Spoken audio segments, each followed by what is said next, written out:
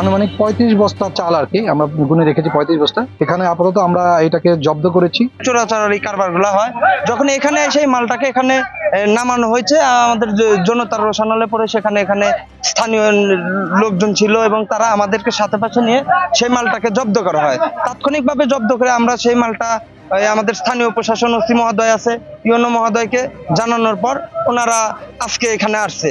তো আমার মনে হয় যে যেহেতু এটা আসলে গরিব দুঃখী অসহায় মানুষের এই যে চাল, এইটা যারা ডিলারে রয়েছে, যারা আপনার এটার এই ঠিকা ইয়েতে যারা নিচ্ছে কিনছে, আমি মনে করি এটা তারা অন্যায় করছে।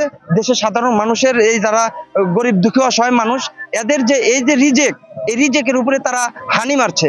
আমরা চেষ্টা করব এটা অবশ্যই, আমি মনে করি বা আমার স্থানীয় এখানে যারা ছিল কালকের থেকে তারাও মনে করে যে এটা আসলে একদিনের কাজ নয়। এখানে অবশ্যই যায় এখানে স্থানীয় কোনো নেতৃবৃন্দ বা কোনো মেম্বার এরা জড়িত থাকতে পারে।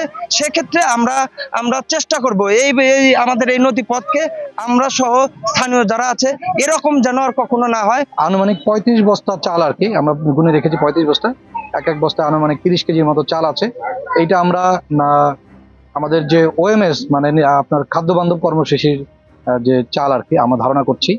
এখানে বস্তাতে আপনার হচ্ছে গিয়ে সিল আছে এবং এটা খাদ্য অধিদপ্তরের মাধ্যমে এই চালটা সরবরাহ করা হয়েছে আর কি কোনো একটা প্রকল্পে।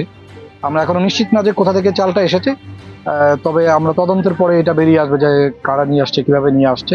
তবে এটা সরকারের সাধারণ যে উপকারভোগী গরিব প্রান্তিক মানুষের দেওয়ার চাল, এটা মোটামুটি আমরা নিশ্চিত।